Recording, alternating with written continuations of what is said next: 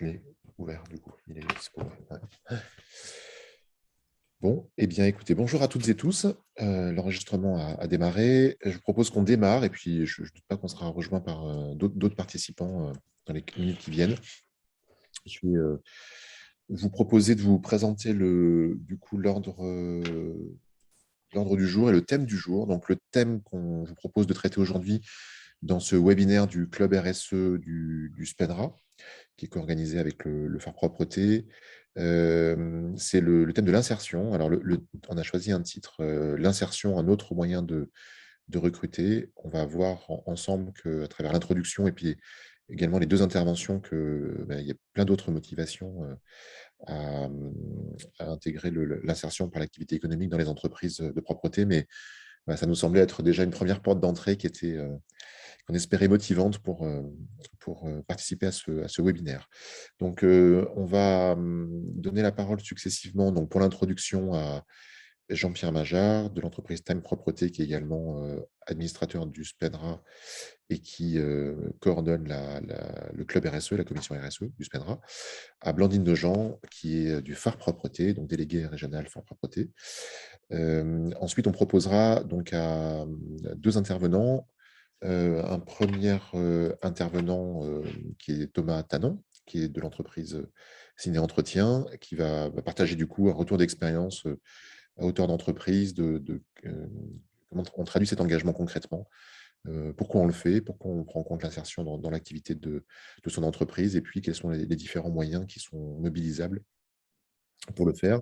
Et on proposera ensuite à Xavier Razir, qui est au sein du GEC Propreté Rhône-Alpes, on va le voir, une des solutions opérationnelle qui est coordonnée par la branche propreté pour proposer aux entreprises de mettre en œuvre de l'insertion par l'activité économique. Donc, Xavier témoignera de ce que fait le GEC et des solutions qui sont proposées et de ce que ça peut apporter pour les entreprises. Voilà. Et moi-même, donc James Pedron, je suis de l'équipe du CIRID et je suis en charge de l'animation du club RSE et de l'animation aujourd'hui de ce webinaire. On terminera par un temps d'échange qu'on a prévu autour de 11h30 et puis une conclusion. Ça, c'est un ordre du jour un peu formel. Dans les faits, en plus, on est un groupe de taille raisonnable, donc on tâchera d'accueillir les questions que vous pouvez très facilement, au fur et à mesure, mettre dans le menu conversé. Je pense qu'on est tous habitués maintenant à ce mode de fonctionnement. Donc, au fil des prises de parole, n'hésitez pas à interpeller, questionner dans le menu discuter, voilà, qui s'appelle discuter dans Zoom. Et donc, on les intégrera au fur et à mesure. Et puis, on prévoira un temps où on pourra aussi plus facilement peut-être ouvrir les micros, où on vous donnera la parole s'il y a une question et qu'on vous propose de donner des précisions. Donc, voilà pour l'ordre du jour et l'organisation qu'on vous propose. Je vais proposer à Jean-Pierre Majard de démarrer, s'il est d'accord, cette introduction. Je suis d'accord, c'est bon, James. Bonjour à toutes et à tous. Voilà, donc pour situer un peu l'insertion dans les engagements RSE de la profession, l'insertion est le 11e engagement, c'en est un à lui tout seul. C'est quelque chose d'important. Il est dans le bloc social. Je rappelle que l'insertion, je pense que nos entreprises en font depuis de très, très nombreuses années. Ça fait 30 ans que je suis dans cette profession et je sais qu'on en fait depuis de nombreuses années. Pour illustrer tout ça, je me souviens de la première création du GEC dans la région qui était à Saint-Étienne, c'était en 2000. Donc, vous voyez, ça fait un certain temps que la profession s'est saisie de ces problématiques. L'insertion, on a un devoir de favoriser l'accès aux personnes éloignées de l'emploi, c'est une première chose. On doit répondre aussi aux clauses d'insertion sur les marchés publics. Je sais que Blandine vous en reparlera, et Xavier aussi, sur ce domaine-là. On a plusieurs manières d'y parvenir pour faire l'insertion. C'est avant tout faire travailler nos outils de branche comme le GEC qui sont dévoués pour ça. Et il y a aussi d'autres solutions pour y arriver. Et je pense qu'aujourd'hui, pour nous, l'insertion, c'est aussi, on en manque de personnel toutes et tous dans nos entreprises. Et c'est un vivier, on ne peut pas se passer de ce vivier. On n'a pas les moyens de se passer de ce vivier. Et à force d'expérience, moi, j'ai de très belles expériences dans mon entreprise, de gens venant du GEC, effectivement, dans des premières sessions, dont une, aujourd'hui, est toujours chef d'équipe chez nous. Enfin, voilà, c'est en général des beaux parcours. Je vais laisser la parole à Blandine. Oui, merci Jean-Pierre. Alors, peut-être juste pour compléter, avant de laisser la parole à Thomas Tanan qui nous expliquera effectivement sa démarche en matière d'insertion, je trouvais que c'était intéressant peut-être de redéfinir ce qu'est l'insertion. Donc, je vous propose juste un rappel en fait de la définition et notamment voilà, ce qu'on va retrouver derrière l'insertion. Déjà, c'est favoriser l'accès à l'emploi de personnes qui en sont éloignées. Alors, vous allez me dire, effectivement, derrière, il y a une définition précise en termes de public, ce que l'on appelle public prioritaire, que ce soit en termes d'âge, de critères de reconnaissance en tant que travailleur handicapé, mais également en tant que bénéficiaire de minima sociaux, cette liste étant effectivement exhaustive et généralement en lien sur les clauses d'insertion, donc à laquelle vous êtes soumis certains, notamment dans les marchés publics. Donc ce travail pour favoriser l'accès à l'emploi de ces personnes éloignées de l'emploi, elle peut se faire de deux manières, soit en recrutement direct, donc effectivement en adaptant le processus de recrutement et d'intégration, soit en coopération avec des structures d'insertion. Et là, je vous propose effectivement de vous montrer ce fameux diagramme. Deux enjeux donc, par rapport à ce travail d'insertion. C'est tout d'abord un enjeu RSE, et Jean-Pierre l'a expliqué, ça fait partie d'un des engagements du référentiel, le 11e sur les 18 engagements du référentiel sectoriel. Donc, c'est un moyen d'améliorer et de pratique de sourcing, notamment pour répondre aux quotas d'alternance, mais aussi au recrutement de personnes en situation de handicap, et puis une réponse aux clauses d'insertion de marché public, sachant que effectivement sur cette question de clause, la branche a travaillé sur une clause type. Et par rapport à cette thématique, je vous invite à aller sur le site Monde de la propreté. Vous avez toute une rubrique sur la partie insertion qui est très bien faite, avec notamment un sourcing, on va dire, des structures référencées propreté. Juste pour terminer, avant de laisser la parole à Thomas Tanan, vous présentez voilà, le fameux diagramme avec les différentes structures. Donc, quatre critères qui déterminent finalement le positionnement des structures d'insertion. Un critère par rapport au rapprochement vers l'emploi durable. Donc, ce que vous voyez tout en haut, effectivement, sont les structures qui sont finalement le plus proches, sur de l'insertion durable, le plus proche vers l'emploi durable, c'est-à-dire au sein des entreprises. Le GEC, on a le plaisir d'avoir Xavier, pourra témoigner effectivement de son parcours. Et c'est ce que l'on a tendance à dire, la dernière passerelle avant, effectivement, dans un parcours d'insertion, avant l'emploi classique vers une entreprise de propreté. Donc, le type de service, donc à savoir si on est sur de la mise à disposition ou sur de la prestation, ça c'est la partie droite du diagramme. La lucrativité, donc vous avez les associations à but non lucratif sur la partie gauche, et la partie droite étant la partie à but lucratif. Et puis, le quatrième critère déterminant, c'est l'appartenance à un secteur d'insertion spécifique. Et donc là, c'est si vous relevez du champ du handicap ou de l'insertion par l'activité économique. Les trois structures qui sont encerclées, en pointillé, sont celles qui peuvent relever de la branche professionnelle de la propreté, et vous l'aurez compris, du coup, qui respectent la convention collective de la propreté, qui sont soumises à la reprise du personnel. Sans grande surprise, on va avoir les GEC, en tout cas notre GEC propreté qui en fait partie. Peut-être juste pour rentrer finalement dans le détail, vous avez sur la partie handicap les ESAT et les entreprises adaptées. Donc là, effectivement, pour certains d'entre vous, si vous fonctionnez avec eux, qui sont finalement les structures, vous l'aurez compris, les plus éloignées de l'emploi, voilà, par rapport aux autres structures. Sur le champ de l'IAE, de l'insertion par l'activité économique, on va retrouver les ateliers et chantiers d'insertion et les entreprises d'insertion. Les régies de quartier n'étant pas des structures à part entière, parce qu'en fait, c'est une marque reconnue par l'État, et les régies de quartier sont, pour 80% d'entre elles, des ACI, donc des ateliers et chantiers d'insertion. On va retrouver les associations intermédiaires et les entreprises de travail temporaire d'insertion, donc sur la partie, on va dire, se rapprocher un peu de l'emploi. Et puis, la dernière passerelle, effectivement, les GEC, et les entreprises de travail temporaire qu'on va retrouver sur la partie lucrative, mais qui sont effectivement moins sur le champ de l'insertion que peuvent être les autres structures. Voilà, donc ça me semblait intéressant de vous présenter finalement le rôle de chacune et comment on les positionne sur le champ de l'insertion. Et j'en ai fini, donc je laisse la parole à Thomas Tanan. Bonjour à toutes et à tous, ravi d'être avec vous ce matin. Merci à James, Jean-Pierre et Blandine finalement de m'avoir mâché le travail dans cette introduction, parce que vous avez déjà tout dit. Donc ça va me raccourcir un peu mon intervention. Je me présente néanmoins, donc je suis Thomas Tanan, je représente l'entreprise Fine Entretien, qui est une entreprise de propreté grenobloise, une PME basée sur 3 agences qui sont Grenoble, Voiron, Annecy depuis 2 ans. L'entretien, c'est 4,5 millions de chiffre d'affaires sur le dernier exercice pour 150 collaborateurs et collaboratrices. Pour ma part, j'y suis depuis 4 ans. Ça fait maintenant plus de 20 ans que je fais ce métier. Je l'ai exercé dans d'autres structures, toujours sur l'agglomération grenobloise. Et j'ai envie de dire que l'insertion était un fil rouge, finalement, de ma vie en entreprise, puisque c'est finalement un fil rouge de nos activités à nous, mais ça, je vais y revenir.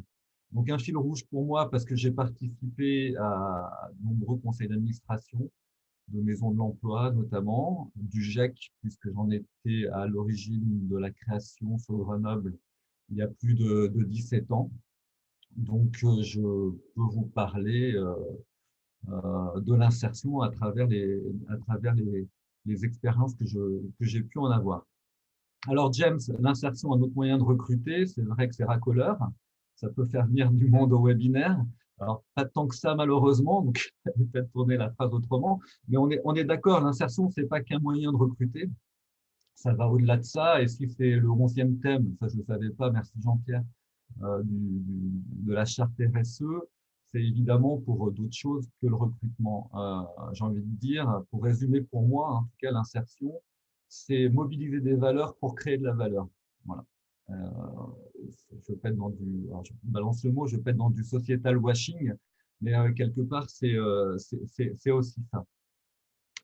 Alors, pour parler de ce sujet de l'insertion, je ne vais pas vous faire un jour, vous en faites tous les jours dans vos entreprises, donc moi je ne vais rien vous apprendre.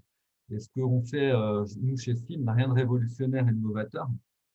C'est simplement peut-être témoigner d'une pratique quotidienne et puis dépasser finalement cette idée de l'insertion par le recrutement ou le recrutement par l'insertion pour parler de manière générale finalement de l'insertion et de sa place dans l'entreprise. Alors le pourquoi. Alors pourquoi on fait de l'insertion et du recrutement par l'insertion? Jean-Pierre l'a dit, c'est qu'on est dans une situation à l'heure actuelle où on n'a pas le choix. La main-d'œuvre et les ressources humaines deviennent rares. Je veux dire, les providers, si vous passez l'expression habituelle, n'existent plus ou n'ont plus de solution pour nous. Donc, pour ça, il faut qu'on aille chercher, plus loin sur le territoire, plus loin chez d'autres fournisseurs et donc plus loin dans des publics éloignés de l'emploi. Donc, ça, c'est la première raison, c'est une question de survie pour pouvoir répondre à nos marchés et pouvoir réaliser nos prestations de services. Il faut qu'on ait le personnel pour le faire et pour ça, il faut aller le chercher. Donc, c'est évidemment une première raison. La deuxième raison pour laquelle on fait du recrutement par l'insertion, alors je ne les ai pas hiérarchisés, mais c'est une raison pour moi qui est fondamentale, surtout dans le cadre de la RSE, c'est que c'est, à mon avis, c'est le rôle d'une entreprise d'agir sur son territoire et de s'inscrire dans une démarche de politique d'emploi avec les différents acteurs de l'emploi. Comme je le disais précédemment, il y a une histoire de survie, mais il y a une histoire aussi de représentation et de créer du lien sur son territoire. C'est, à mon avis, une des raisons sociétales de l'entreprise. La troisième raison, toujours pas hiérarchisée, mais elle existe, c'est qu'il y a des clauses maintenant dans les marchés publics. Et Jean-Pierre l'a dit, Blandine en reparlera, les marchés publics. Alors, c'est un peu moins vrai, j'ai envie de dire, ces derniers temps, je pense qu'ils l'ont un peu oublié. Et les raisons, elles sont faciles à comprendre, c'est qu'ils n'ont aucun moyen de les vérifier, ou en tout cas, ils ne se donnent pas les moyens de les vérifier.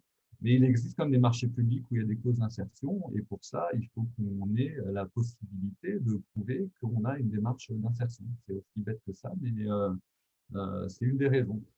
Au-delà des marchés publics, je ne sais pas si dans vos entreprises vous avez le cas, mais je rencontre moi souvent des prospects qui s'inscrivent eux-mêmes dans des démarches de RSE et qui demandent, à l'instar de ce qui pouvait se passer à un moment donné avec les normes qualité, demandent quel process vous mettez en œuvre dans notre entreprise pour répondre à des enjeux de RSE.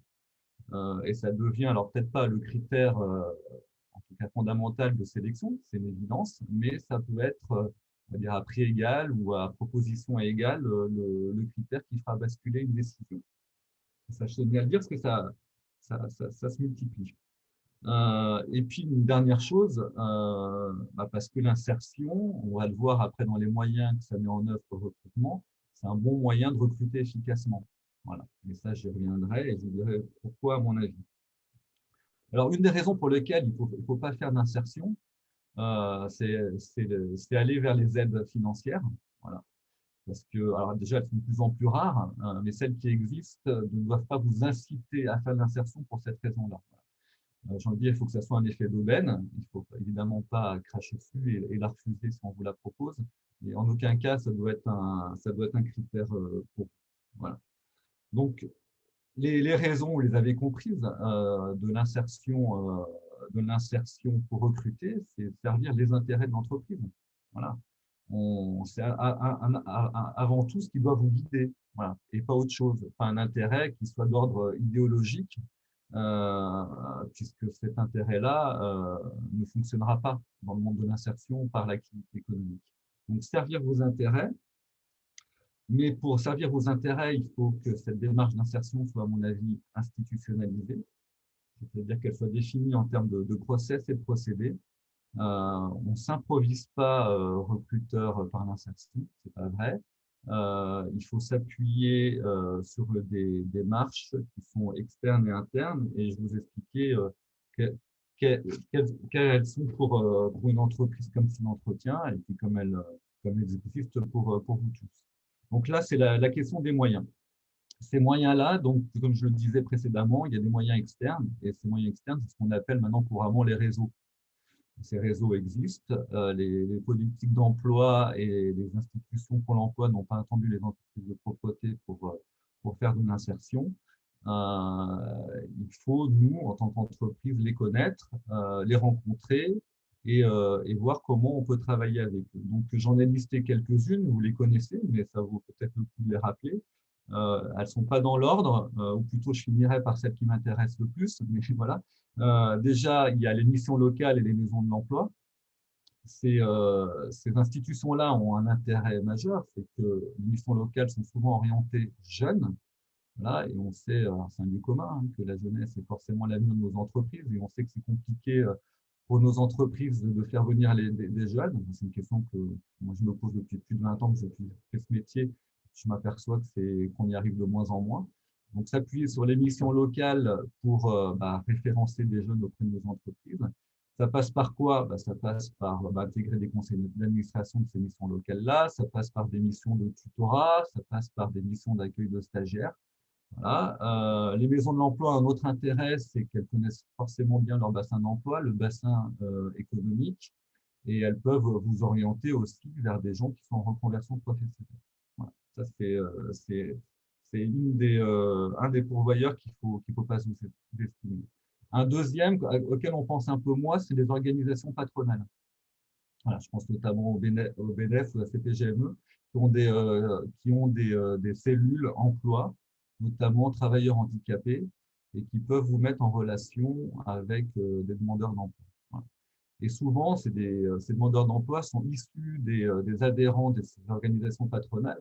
Donc, vous avez aussi l'avis du dirigeant concernant le profil de ces gens-là. Donc, ce n'est pas inintéressant. De manière plus habituelle, tout ce qui est association ou entreprise de travailleurs handicapés, les AGFIP et les Cap Emploi. Alors, évidemment, on sait dans un métier pénible comme celui qu'on pratique que tous les travailleurs handicapés ne sont pas éligibles postes qu'on peut proposer. Mais pour autant, je vous rappelle même si je n'aime pas ce terme, les quotas auxquels on doit répondre. Donc, qui mieux que ces institutions-là pour nous orienter. Évidemment, il y a les SIAE, hein, les structures d'insertion par l'activité économique. Alors, comme l'a présenté Blandine, il y en a que j'appelle en lien direct, c'est-à-dire c'est celles qui vont vous mettre à disposition des travailleurs, moyennant une rémunération, une adhésion et puis un paiement à l'heure. Sur Voiron, par exemple, il y en a une qui s'appelle Adéquation. Sur la vallée du Grésivaudan, il y en a une qui s'appelle Solidaction. Ce sont des associations qui agissent sur leur territoire, qui complètent Pôle emploi sur des démarches de demandeurs d'emploi plus éloignées de l'emploi et qui vont donc vous mettre à disposition des travailleurs que vous pourrez ensuite recruter dans vos entreprises à terme.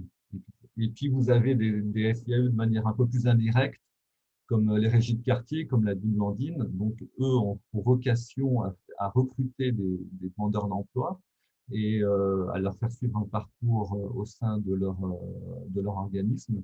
Mais à l'issue de ce parcours-là, nous proposer des demandeurs d'emploi pour qu'on puisse les intégrer dans nos entreprises. Un autre pourvoyeur, c'est les OF, voire les lycées professionnels. Voilà. Les lycées professionnels, ça répond à la problématique des jeunes, notamment.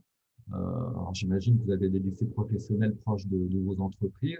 Nous, sur Grenoble, on en a un qui s'appelle le lycée Jacques Prévert, qui forme des gens dans le métier du nettoyage à partir de la seconde et jusqu'au bac pro.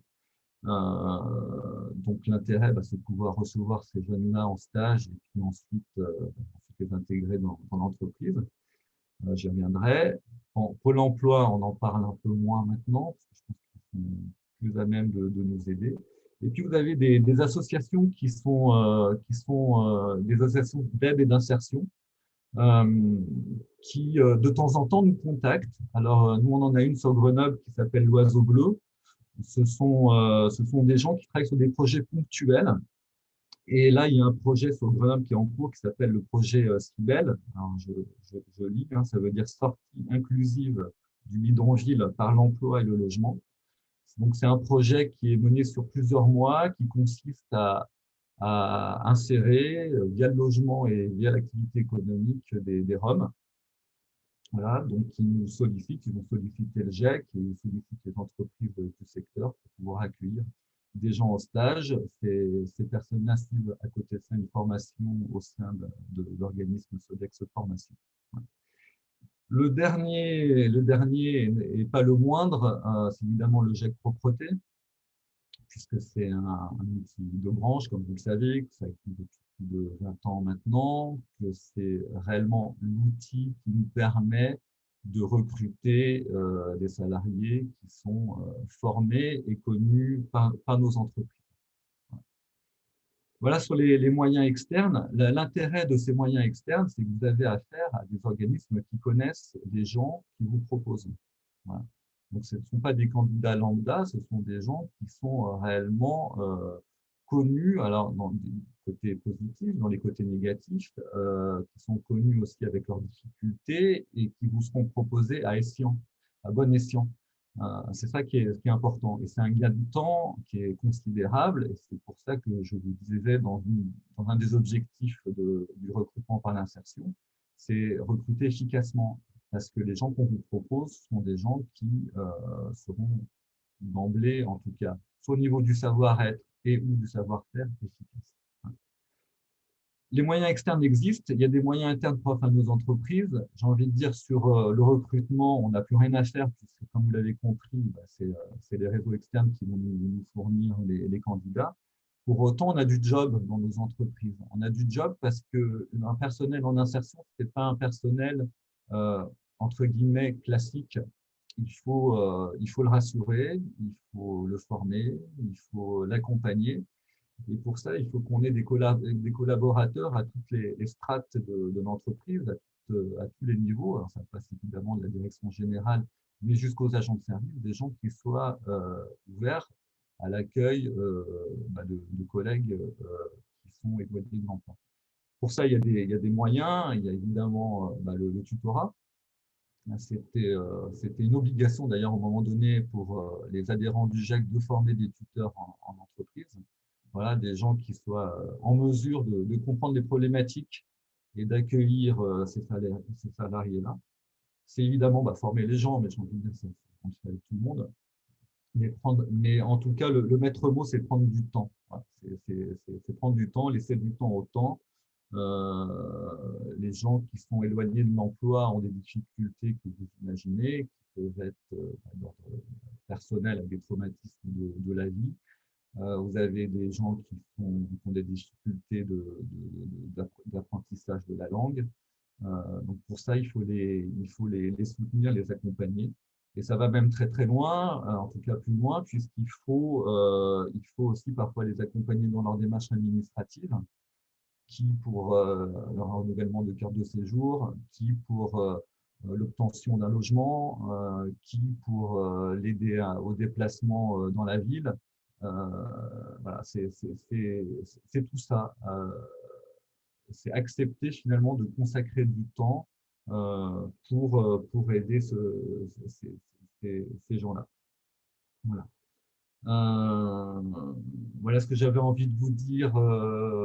Grosso modo, je pourrais illustrer, on a tous forcément dans nos entreprises des gens qu'on connaît, des gens qui ont suivi ces parcours-là. Alors moi, je ne vais pas vous les citer nommément parce que voilà, ça fait partie de l'intime et du privé. Mais voilà, on a 3 ans recruté une dame qui venait d'Europe de l'Est, qui a fui son pays parce que c'était une femme battue, qui voulait venir en France parce qu'elle avait une fille qui était lourdement malade au niveau du cœur, donc elle avait besoin de soins importants en France. Donc qui a tout abandonné, qui est venu sans connaître la langue française. On l'a recruté via une association d'aide aux femmes battues.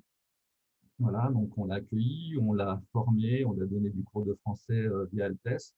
Et maintenant, c'est quelqu'un qui est totalement inséré dans l'entreprise, j'ai envie de dire même dans la société française, qui parle très très bien français. Sa fille, une de ses filles est suivie médicalement et elle a temps plein chez nous.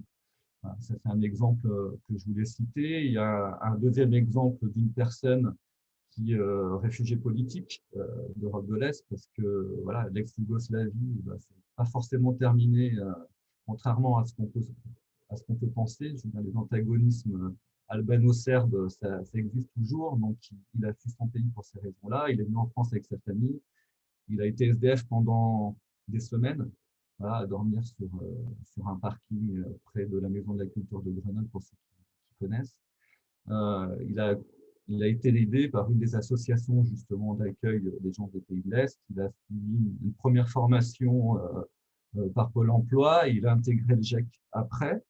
Et il a connu une sortie positive chez son entretien. Et maintenant, il a un logement, il a pu faire venir sa maman, ses enfants sont insérés, ont trouvé aussi un job. Voilà, ce sont des exemples de réussite, d'insertion au sein de l'entreprise avec des gens qui ont été au départ très éloignés. Voilà pour finir et pour conclure. Alors j'ai envie de dire, il y a souvent des échecs, voilà, mais ils sont rares. Voilà. C'est souvent dû à des aspects extra-professionnels qui sont très lourds à gérer pour les gens qu'on recrute.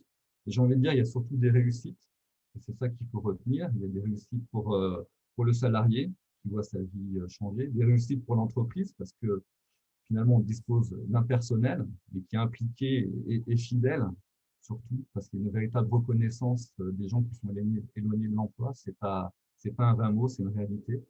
Et surtout, j'ai envie de dire, avec tous ces process qu'on met en œuvre, qu'ils soient externes ou internes, on crée une véritable culture d'entreprise. C'est ça qu'il faut retenir. Qui est fondée sur la bienveillance, d'accord, ce qui n'exclut pas évidemment la recherche d'efficacité et de rentabilité. Mais j'ai envie de dire, tous ces liens qu'on arrive à créer, liens entre les salariés et l'entreprise, liens avec le territoire, liens avec les confrères au sein du GIEC, donc liens avec les clients, sont véritablement des vecteurs de compétitivité. Et ça, il faut le mesurer. Ces liens sont véritablement, comme je le disais en introduction, des créateurs de valeur, voilà, parce qu'en servant les intérêts de tous, ils servent les intérêts de chacun. Voilà.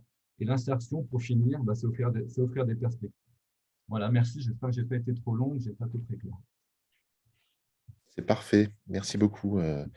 Merci beaucoup, Thomas, pour cette intervention complète.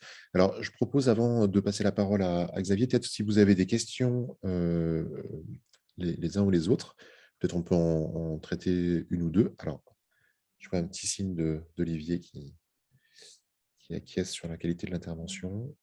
Oui, c'est ça. Et ça reflète bien ce que je pense aussi d'insertion. Donc, ouais, c'était une belle intervention. Merci, Olivier. Est-ce que, voilà, n'hésitez pas à ouvrir votre micro si vous avez une contribution, vous retrouvez dans le témoignage qui a été apporté, ou si vous avez besoin d'un complément d'information, une question que vous aimeriez poser. Une petite question pour Thomas. Écoute, Jean-Pierre. Voilà, donc oui, l'insertion, tu as parlé à un moment donné que l'entreprise avait aussi un rôle d'accompagnement social. Comment tu le définis et quelles en sont les limites? Alors, je ne le définis pas, en fait. L'accompagnement social, il doit être, à mon sens, être à disposition des demandes que peut faire un salarié. Je ne vais pas te faire un inventaire de ce qu'on peut faire. Voilà, je pense qu'il faut accueillir la question. Parfois, il y a des questions qui sont surprenantes, d'accord, notamment sur la recherche de logement. Ça peut aller loin. On m'a demandé de faire intervenir un bailleur social pour lequel on travaille pour trouver un logement pour un salarié. Donc, j'ai envie de dire, il y a plein de possibilités. Après, là où ça s'arrête, j'ai envie de dire, c'est là où ça s'arrête finalement au niveau de la loi. Il y a des choses qu'on ne peut pas faire. Voilà. Il y a des choses sur lesquelles on ne peut pas empiéter quand notamment les personnes en insertion ont des assistants sociaux. On n'a pas forcément la main sur le dossier et on n'a pas les prérogatives pour opérer à certaines demandes. Alors, ma réponse, elle est un peu floue, mais parce que je pense que tout est possible jusqu'à qu'on ne puisse pas le faire. Voilà. Alors, si ta question est de savoir est-ce qu'on doit y consacrer un temps de dingue, comme dirait l'autre, pour répondre à des demandes, j'ai envie de dire à chacun de voir. Voilà, à chacun de voir. Moi, je sais que je suis capable de passer un temps de dingue pour aider quelqu'un. Voilà. Non, je suis d'accord avec toi. Après, mais je le répète, dans l'intérêt de l'entreprise. Voilà. Toujours dans l'intérêt de l'entreprise. Et puis, le service social ou le métier d'assistance sociale reste un vrai job, quoi. Et à un moment donné, il faut qu'on soit prudent. Et un psychologue reste un vrai job. Et voilà, un officier d'état civil reste un vrai job et on doit rester à nos places. Voilà. La question qui est difficile même pour moi à un moment donné, en me disant, j'ai peut-être l'envie, mais je me dis, je suis en dehors de mon rôle et du rôle de l'entreprise. C'est la frontière qui est difficile à trouver. Si ça sert l'entreprise, c'est-à-dire que si, à mon avis, si le problème du logement fait que la personne va devoir d'abord se consacrer qu'à ça, voire même, parce que je l'ai vécu récemment, d'un salarié qui s'est fait expulser de chez lui et qui a dormi 10 jours dans la rue. Donc forcément, ça impacte ses prestations. Voire même si le salarié, par ses problèmes de logement, l'oblige à changer de ville, donc à quitter ton entreprise, et s'il est bon, évidemment.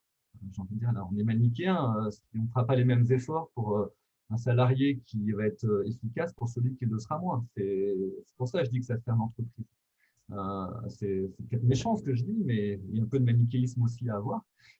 Mais ça peut aller loin. Ouais. Moi, il y a un salarié, là, je me bats pour un logement parce que s'il quitte l'entreprise, je suis mal par rapport à ses compétences et à ce qu'il y fait. Voilà. Donc là, je suis prêt à y passer des heures, clairement. Ok. Mais moi, je disais ça surtout à un moment donné en disant, en voulant bien faire, est-ce qu'on fait pas mal aussi? Étant donné qu'on n'est pas professionnel. Non, mais c'est toute la question. Parce qu'à un moment donné, effectivement, dans ce lien que tu crées avec ton salarié, tu vas dénaturer parfois le lien professionnel. Et c'est ça qui est pas bon.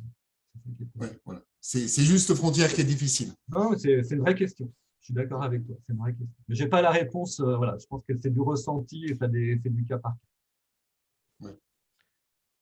Merci, Thomas. Merci.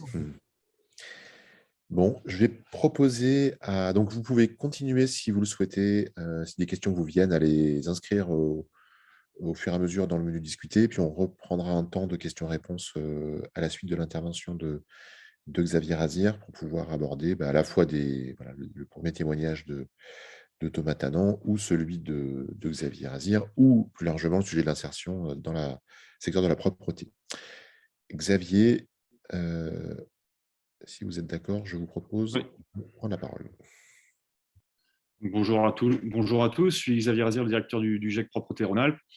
Donc petit focus avant peut-être sur le GEC. Donc on est un groupement d'employeurs pour l'insertion et la qualification. Donc effectivement, on a beaucoup de termes qui sont très importants. Le terme groupement, qui signifie qu'on est un collectif d'entreprises qui se sont rassemblés, et avec le paradoxe d'avoir des concurrents qui se rassemblent dans un but commun, avec un projet associatif, et de réelles ambitions pour aller vers quelque chose qui permette de faire à la fois de l'économique et du social. Donc déjà sur le projet, je trouve ça particulièrement intéressant et assez inédit finalement sur les modèles qui peuvent exister en termes de similarité sur le terrain économique ou social. C'est souvent, le GEC est souvent un modèle qui permet de montrer aussi que voilà, on arrive à faire des choses à travers des partenariats, et que les partenariats, bien qu'ils puissent parfois sembler un peu incohérents sur certaines choses, en réalité, ils sont très profitables. Et donc là, le GEC, c'est typiquement ça, c'est cette capacité qu'ont les entreprises à aller sur des sujets communs et à se détacher des éléments de marché pour aller voilà, vers des tendances, des projets, des thématiques. Et là, le GEC, en gros, ça a été créé il y a 60 ans, c'est inscrit dans le Code du travail, c'est dans beaucoup de secteurs, principalement dans les secteurs en tension, avec ce constat à un moment de dire que finalement, on a besoin de mutualiser un certain nombre de choses pour pouvoir être plus efficace. Et notamment les ressources humaines qui sont le facteur clé de succès d'une entreprise de propreté, parce que tout repose sur l'humain, ou en grande partie, ce ne sont pas des entreprises qui sont très capitalistiques, comme dans l'industrie ou ailleurs. Mais voilà, on a des secteurs qui sont similaires, qui ont aussi besoin de beaucoup de ressources humaines, l'industrie aussi d'ailleurs, et qui sont des GEC également. C'est souvent donc des systèmes qui sont sectorisés, mais pas que. On a quelques GEC aussi qui sont multiservices et qui ne sont pas forcément rattachés à un secteur. Donc, pour vous donner le spectre, en fait. Le deuxième point, c'est donc des employeurs. Ce sont tous des entreprises qui sont adhérentes au GEC et qui donc participent à sa gouvernance directe et indirecte à travers les instances.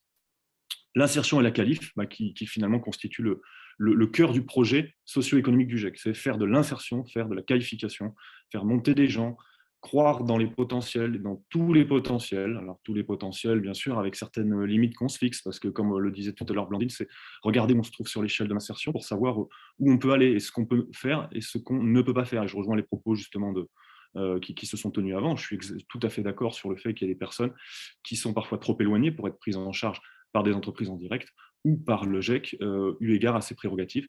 Parce que le modèle du GEC en fait, est défini par un certain nombre de principes, mais la différence fondamentale qu'on a entre une structure d'insertion par l'activité économique et le GEC, qui ne fait pas partie de ce monde IAE en termes juridiques, en termes institutionnels, c'est les agréments et le modèle économique. C'est-à-dire qu'en fait, les IAE, la plupart des IAE, sont agrémentés au niveau des publics par l'État. Donc, il y a vraiment une mainmise de l'État et de Pôle emploi, notamment sur les entrées. Donc, en ciblant bien sûr les publics les plus prioritaires et parfois les plus éloignés, avec des différences, on l'a vu, par rapport à l'échelle. Mais voilà, cette notion est fondamentale. Et effectivement, au niveau du GEC, on n'est pas dans cette institutionnalisation. On a davantage la possibilité de faire des choix, de pouvoir avoir une politique indépendante. Néanmoins, on a des critères de labellisation à respecter de manière à pouvoir attester du fait qu'on respecte bien notre objet socio-économique.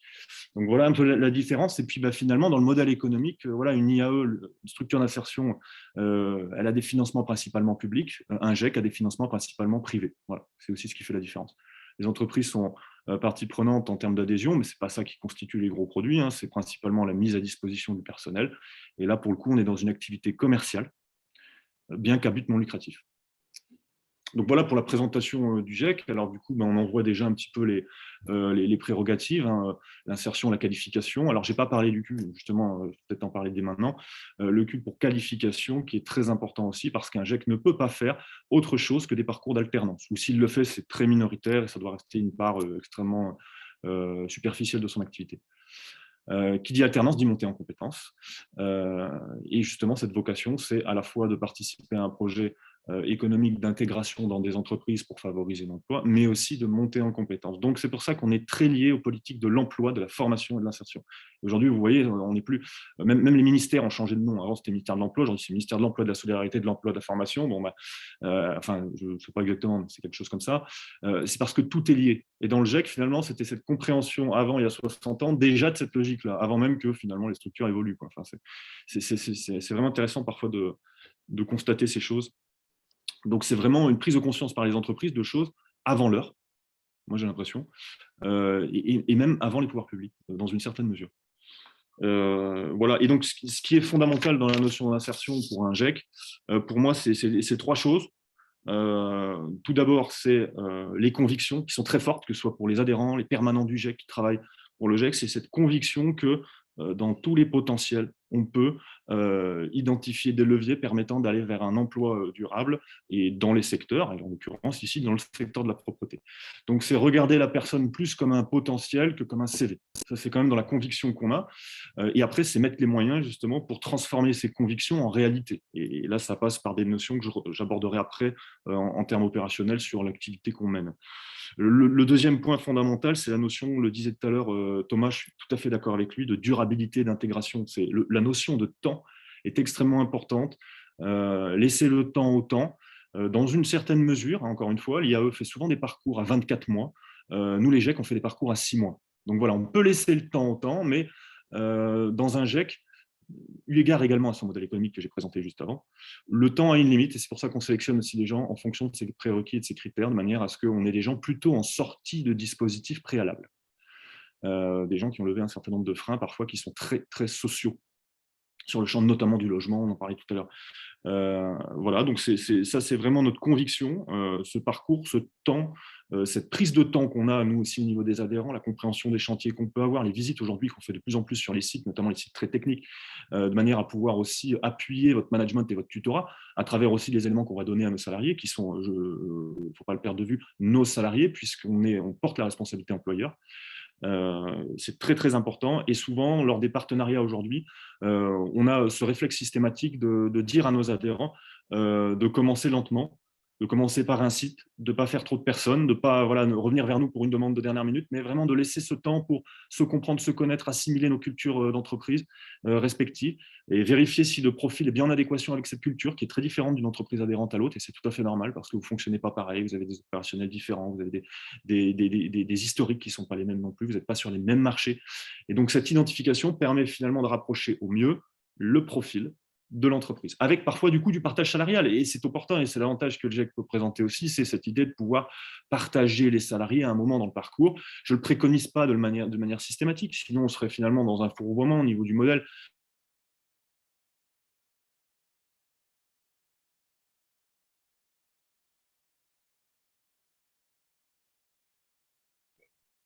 Petite interruption de la connexion avec Xavier. Si on partageait les gens en permanence… Pardon. Vous m'entendez ? Il y a une petite coupure en fait de quelques secondes. Ah mince, ouais. Je passe à la fibre cet après-midi. Bon. Et la prochaine fois, ça ira mieux. Mais là, c'est bon, c'est revenu apparemment. Encore à la DSL. Et le troisième point, c'est un outil. Il ne faut jamais oublier que c'est un outil à la fois des entreprises et des territoires. Même dans le modèle en lui-même, c'est inclus dans l'idée selon laquelle on est conventionné aussi sur un certain nombre de champs avec l'État, les pouvoirs publics. Le GIEC ne pourrait pas s'en passer dans son modèle pour deux raisons. C'est aussi une assurance pour les pouvoirs publics, notamment la direction du travail avec laquelle on est très lié, qu'on va dans le sens des priorités qui sont fixées aussi au niveau public. Et puis aussi dans le modèle économique, voilà, c'est ce qui permet d'avoir un sens économique et de proposer finalement des choses qui vont dans le sens des intérêts économiques de nos adhérents. Vous voyez, on est toujours sur ces deux champs-là. Par exemple, le fait d'avoir des tarifs de mise à disposition relativement limités par rapport à ce qu'on pourrait rencontrer sur des structures équivalentes, concurrentes ou indirectement concurrentes. Enfin, c'est aussi cette notion-là qui est très importante sur le soutien public qu'on peut avoir, sur une prise de risque de la part du GIEC et de ses adhérents. Miser sur des potentiels, aller chercher parfois un peu plus loin, prendre le temps de cet accompagnement, faire des intégrations plus progressives, bah oui, c'est un risque à la fois opérationnelle et économique. Donc, ça nécessite d'avoir une compensation, et cette compensation publique, bien sûr, elle dépend aussi d'un certain nombre de prérogatives qu'on va mettre en place et qui sont vérifiées par les institutions, notamment la manière dont on accompagne les gens, la manière dont on va les qualifier, donc le taux de qualification qui est très observé par les labellisateurs publics et par les conventionneurs, les financeurs, le taux d'insertion aussi, pour vérifier que le GIEC a bien ce modèle de valorisation des potentiels pour leur permettre de s'intégrer durablement dans une entreprise et non pas un modèle intérimaire, comme je le disais tout à l'heure. Tous ces paramètres sont vraiment vérifiés. Pour nous, c'est finalement un peu nos objectifs, notre logique d'objectifs mensuels, trimestriels. On est beaucoup sur des objectifs un peu sociaux, et voilà, parce que c'est nos prérogatives, et donc on a de l'économique et du social sur le pilotage du GIEC en lui-même.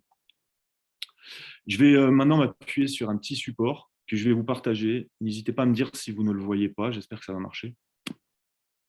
L'animateur a désactivé le partage d'écran. James, peut-être qu'il faut appuyer sur un… A priori, c'est bon. Normalement, c'est bon. Hop. Ah oui, alors.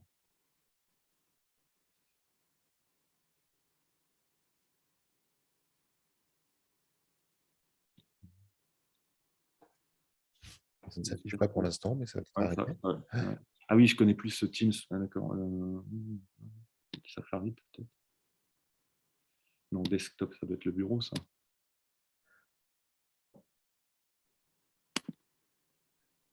Ah, je crois que j'ai mon système Mac qui demande d'enlever le pare-feu.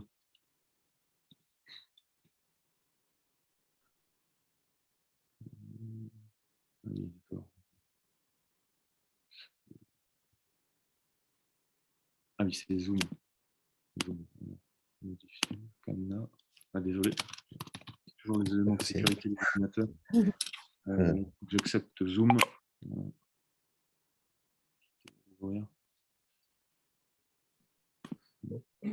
Normalement, ça devrait marcher.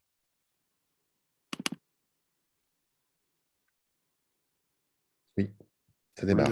Impeccable. Là, vous voyez le PowerPoint? Alors, ça va s'afficher pour l'instant. Oui, c'est bon, on voit le PowerPoint. Ouais.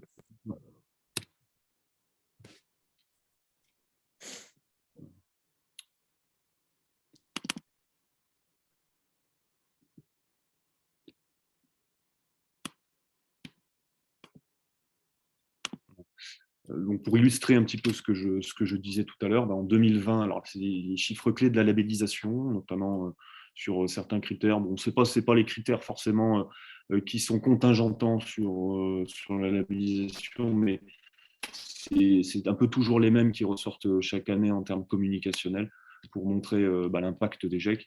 Donc ici, on voit qu'en 2020, voilà, sur la région, puisqu'on est présent sur 4 sites, Lyon, Grenoble, Annecy, Saint-Étienne, avec des territoires un peu plus élargis, et qu'on essaye d'élargir de plus en plus. On a une 60aine d'entreprises adhérentes.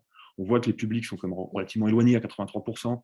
On est sur une base de 55 ETP pour des parcours 6 mois. Donc voilà, ça fait une centaine de personnes au GIEC, à peu près en moyenne. Voilà, le nombre de contrats signés, etc. Puis on voit les sorties vers l'emploi en 2020, qui n'ont pas été évidentes par rapport aussi aux projections qu'on peut avoir, tant du côté de l'individu que du côté de l'entreprise, par rapport à la visibilité qu'il pouvait y avoir. Mais ça, voilà, ce sont des indicateurs qu'on suit énormément, parce que pour nous, ils ont beaucoup d'importance. Voilà, c'était pour illustrer un petit peu ce qu'on faisait.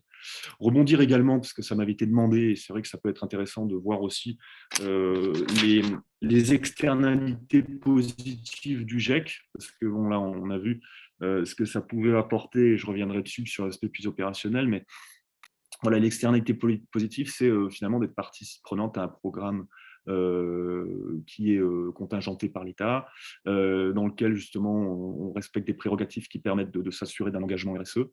Et comme on le disait tout à l'heure, ça fait partie du référentiel de branche, ça fait partie des objectifs aussi. Alors, c'est marqué ici, dans le cadre du FSE, etc., les objectifs de développement durable, voilà, notamment sur les critères d'accès aux emplois décents, réduction des inégalités, etc. Donc voilà, c'est le genre d'attestation qu'aujourd'hui on envoie à nos adhérents pour aussi valoriser ce qu'ils peuvent faire au cours de l'année avec nous. En étant adhérents au GIEC, ils participent bénévolement à la gouvernance. En plus de ça, ils accueillent des gens en parcours d'insertion. Et puis, ils font tout cet effort, en fait, qui est inscrit dans tous les objectifs aujourd'hui des référentiels, pour contribuer à l'emploi durable. Et ce n'est pas des minces efforts parce que, comme on le disait tout à l'heure, le temps, c'est de l'argent. et donner ce temps, c'est un investissement pour l'avenir, mais en tout cas, ce n'est pas forcément rentable à très court terme.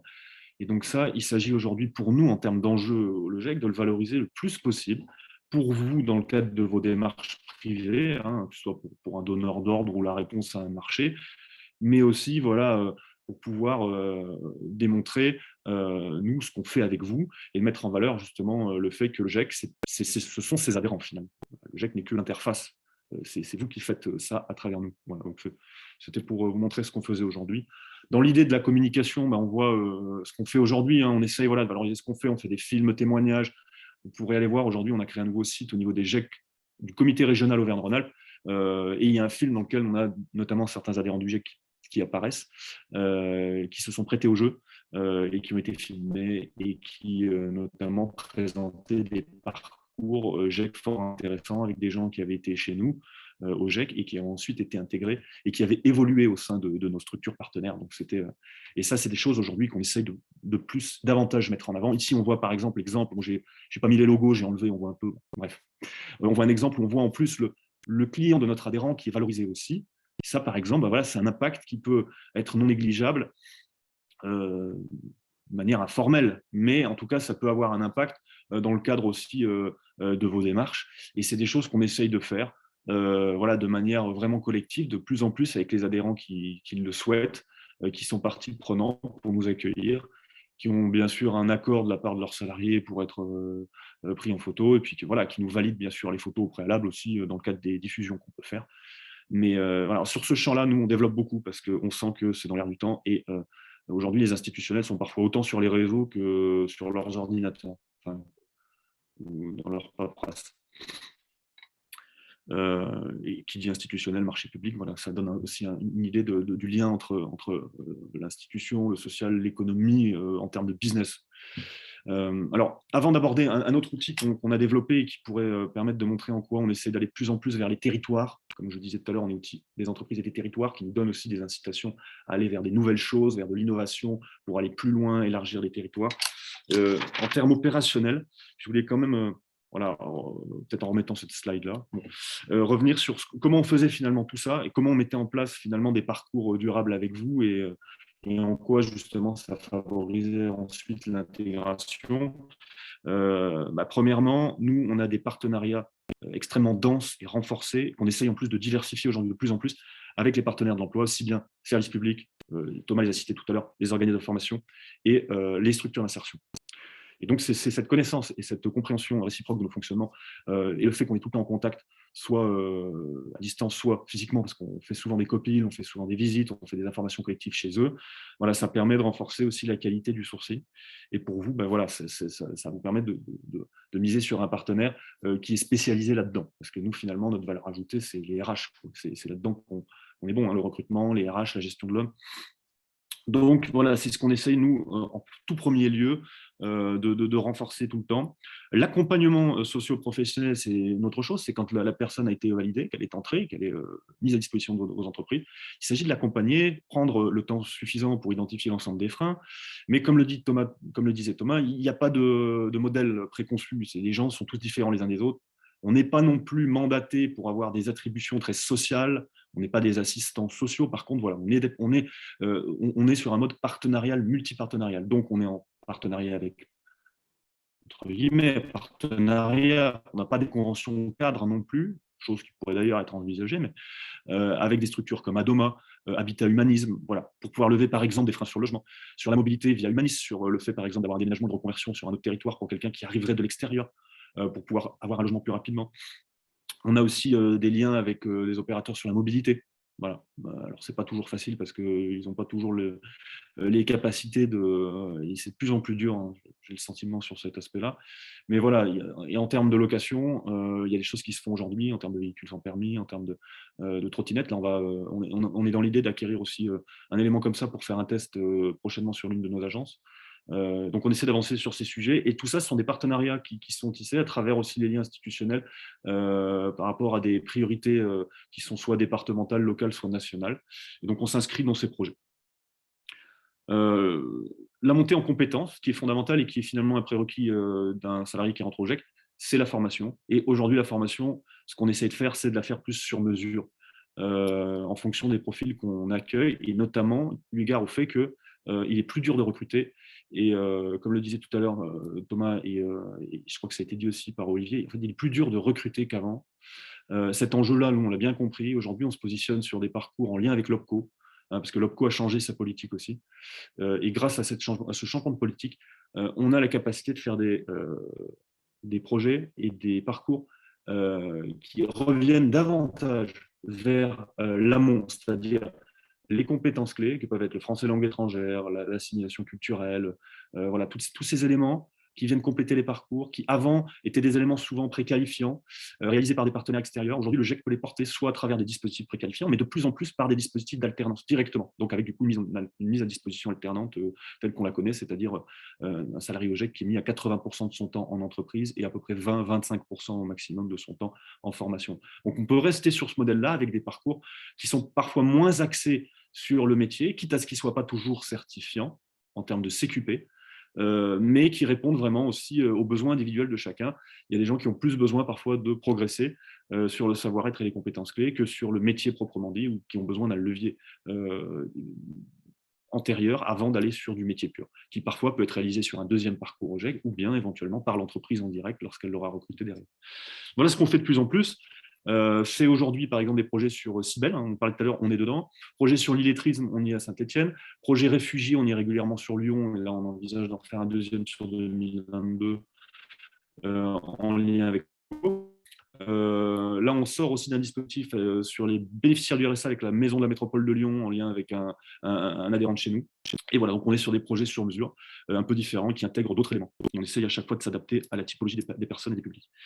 Et puis, voilà, opérationnellement, outre la montée en compétences, outre les projets sur mesure, etc., voilà, on essaye également d'innover et d'aller vers des choses qui répondent aux enjeux à la fois économiques et territoriaux. Je pense par exemple au pacte ambition. Aujourd'hui, le pacte ambition, il est très important pour nous. C'est le pacte qui a été fait au niveau de l'État sur tout ce qui concerne l'IAE, mais pas que. Eux, ils intègrent l'IAE au niveau du sens large. Ce n'est pas l'aspect institutionnel, c'est plus l'IAE vu comme l'insertion, l'inclusion. Donc les GEC en font partie. Et les GEC sont inscrits dans ce pacte ambition et on leur demande de doubler, tripler à 5 ans leur parcours dans une certaine mesure, augmenter le nombre de GEC sur les territoires et puis faire en sorte de sortir des métropoles. Et donc on s'inscrit aussi là-dedans, en lien aussi avec vos attentes et vos besoins, puisque vous ne travaillez pas que sur les métropoles. Et on a mis en place donc depuis à peu près un an et demi, un nouvel outil qui s'appelle jetrouve.fr et qui permet de venir complémentariser notre offre de services voilà, sur quelque chose qu'on maîtrise, c'est-à-dire aujourd'hui, on a des personnes qu'on reçoit en entretien, qu'on voit dans les forums, qu'on reçoit par cooptation ou par renvoi de partenaires, via la plateforme de l'inclusion, par exemple, qui n'ont pas toujours les prérequis pour faire de l'alternance. Pourquoi ? Parce que parfois, ils sont un peu trop éloignés, ils n'ont pas de mobilité possible, ou bien parce qu'ils ne sont pas disponibles sur du temps complet. Et si on veut vraiment faire de l'insertion, il faut aussi envisager un moment de dire, bon, pour des gens qui ne peuvent pas se déplacer et qui ne peuvent pas faire du temps complet, il faut aussi qu'on apporte des réponses. Alors certes, les parcours en alternance sont plus compliqués à mettre en place parce qu'on doit allonger la durée contractuelle et en plus, ça donne une certaine rigidité au contrat, comme on porte nous les contrats. Quand on fait des temps partiels, en termes de délai de prévenance, par exemple, ça peut vite devenir compliqué si on veut s'adapter rapidement à vos besoins. Donc on est plutôt sur du temps complet.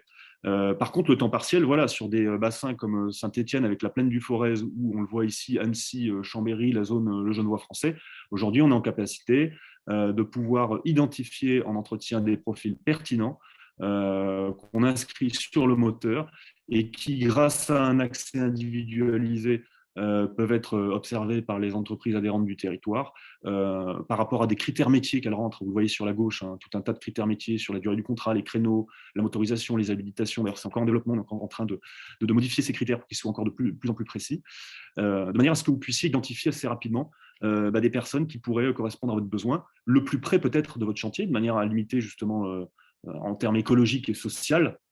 Ça a du sens aussi. Et donc après, voilà, vous identifiez votre zone. Là, c'est sur Chambéry, ouais, c'est la mode Cervelet. Et par rapport aux critères là qui ont été rentrés un peu à l'aveuglette, on a dit lundi au vendredi, je crois que j'avais mis 8h midi. Donc voilà, on a 9 et 2 personnes qui sont sur le champ orange et d'autres qui sont verts. Celles en vert, c'est celles qui correspondent à tous les critères. On voit par exemple à gauche ici que cette personne a déclaré un certain nombre de compétences, dont la monobrosse. Et voilà, on peut les voir en cliquant dessus. Ces éléments ne sont pas vérifiés. Pourquoi? Parce que si on rentrait dans un système d'outsourcing, on devrait monétiser ce système, chose qu'on ne souhaite pas faire. Les GIEC Propreté France se sont assemblés pour faire ce projet, qui est un projet national, qui a ensuite été déployé sur les territoires. Et notre volonté, c'est de ne pas monétiser jamais ce système-là, de manière à ce qu'il reste complètement associatif et qui ne rentre pas dans ce système voilà, d'outsourcing qui nécessiterait peut-être d'être encore plus professionnel, c'est-à-dire une vérification complète des compétences, aller voir toutes les personnes en entretien physique. Voilà. Aujourd'hui, on a des personnes qui ont été vues en entretien téléphonique, qui ont attesté d'un certain nombre de choses, qui ont rempli une grille qui correspond à peu près à un CV et qui permet ensuite de les qualifier au niveau du moteur, avec bien sûr un système RGPDisé qui permet de valider la transmission d'informations. Ensuite, on clique sur les personnes et puis on peut être mis en relation avec elles. Voilà. On clique ici sur le numéro 3, SMS. Et c'est là que intervient la chaîne. Alors la chaîne, c'est quoi? En fait, en faisant ça, c'est comme si vous aviez fait une proposition d'emploi. Et cette proposition d'emploi, pour information, elle est en instantané diffusée à tous nos partenaires emploi qui sont également rattachés à la plateforme. Donc on a tous les prescripteurs pour l'emploi, mission locale, SIAE, ils ont des comptes sur lesquels ils ont une automatisation d'informations selon laquelle vous avez fait cette recherche et que vous avez besoin de... Alors c'est une recherche qui est faite au nom du GIEC, mais en tout cas, ils vont travailler dessus pour envisager de positionner des personnes sur le moteur, pour pouvoir complémentariser le besoin et la recherche que vous avez faite. Uniquement, bien sûr, si vous n'avez pas sélectionné quelqu'un qui correspondait aux critères. Si la recherche a été infructueuse, ce qui n'est pas souvent le cas, mais ce qui peut arriver. Une fois que ça s'est fait, voilà, il y a deux possibilités. Soit nous, on revient vers vous en vous disant le besoin que vous avez exprimé il correspond à une mise à disposition de salariés qu'on a peut-être déjà chez nous, ou cette personne qui est disponible pour faire de l'alternance. Ça peut arriver, des gens qui sont sur le moteur sont parfois en mesure de faire de l'alternance. Eh bien, on va revenir vers vous avec une proposition de MAD. Et ça, c'est la gouvernance qui a souhaité faire ça, et ça a du sens. C'est-à-dire qu'on ne monétise pas ce système.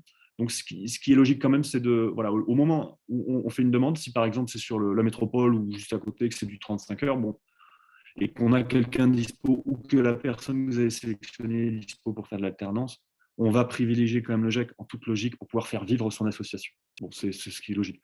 Après, sur tous les territoires qui sont plus excentrés, sur lesquels aujourd'hui on se déploie davantage, parce qu'on est plus dans cette optique-là, c'est plus compliqué de faire de l'alternance. Donc, quand il n'y a pas de MAD, ce qui pour le moteur est souvent le cas, eh bien, on vous fait une mise en relation. On propose d'abord, nous, l'emploi à la personne que vous avez sélectionnée ou aux personnes, parce que vous pouvez en sélectionner jusqu'à 5 avec un ordre de priorité. Si la personne accepte, on vous envoie les coordonnées. Si elle n'accepte pas, on passe au deuxième, au troisième, au quatrième, au cinquième. C'est-à-dire que vous n'avez pas les coordonnées de quelqu'un qu'ensuite vous allez appeler et qui n'auront pas d'infos sur la demande que vous avez formulée. Effectivement, parfois, on a des gens sur le moteur qui sont un peu inactifs. Donc, on a des systèmes d'automatisation de SMS pour savoir s'ils sont toujours en recherche d'emploi, s'ils sont toujours motivés pour être sur le moteur et autres. Mais parfois, voilà, on a des gens qui, malgré qu'ils rentrent dans les critères, disent non, finalement, je ne suis pas disponible. Bon, à ce moment-là, on ne vous envoie pas le SMS, on ne vous fait pas perdre de temps. Et ensuite, le GIEC vous envoie automatiquement les coordonnées par SMS. Tout ça, ça se fait assez vite. Cette décision de mise à disposition ou pas, elle est prise en 2 heures. C'est un engagement qualité qu'on a.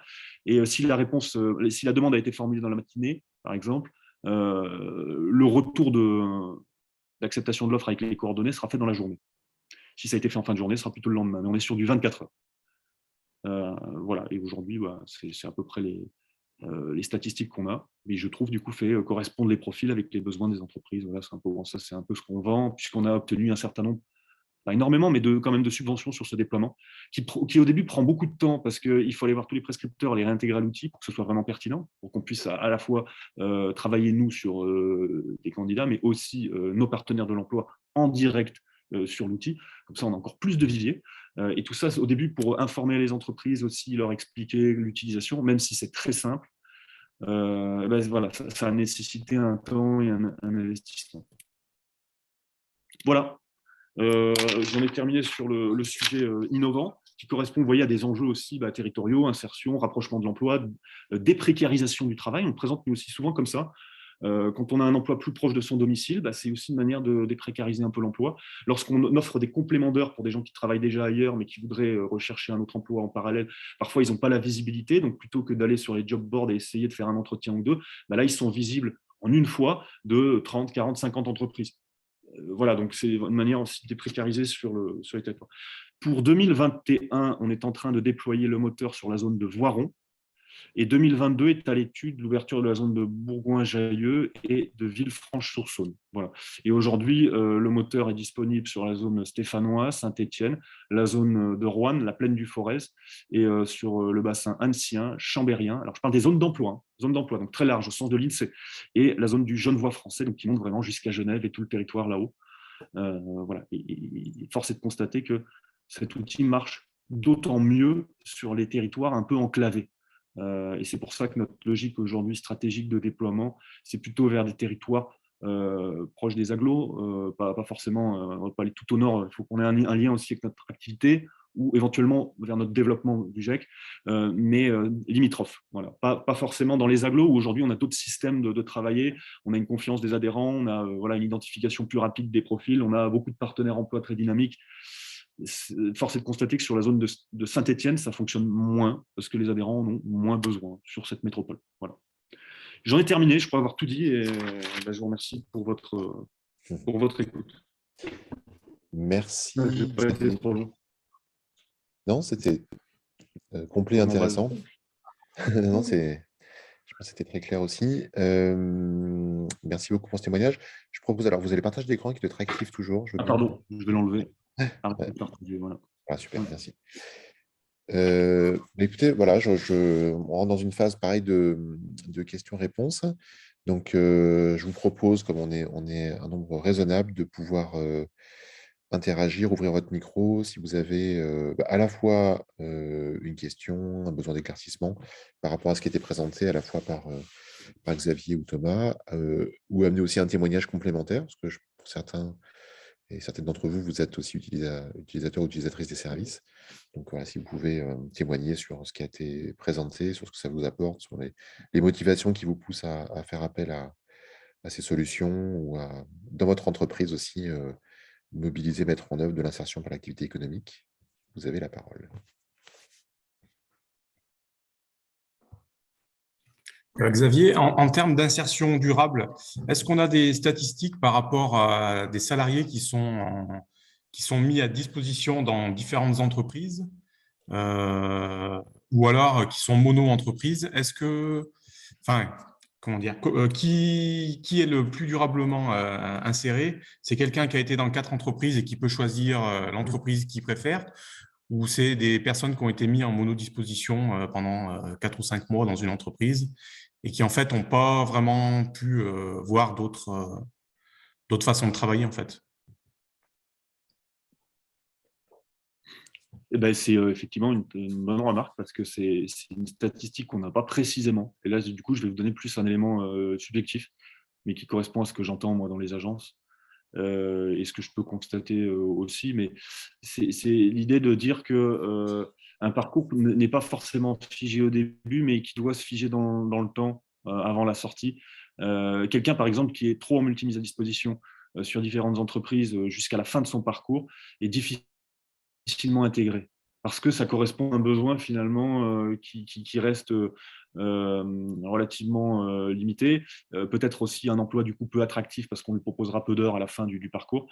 Et donc voilà, par contre, quelqu'un qui aurait commencé comme ça et qui au milieu de son parcours a la chance d'être identifié en potentiel par une entreprise qui s'engage, qui s'investit et qui souhaite l'intégrer durablement en lui proposant plus d'heures et en stabilisant son parcours, bah c'est souvent beaucoup plus porteur et ça permet d'avoir une meilleure intégration à la fin. Voilà, c'est nous ce qu'on constate de manière générale.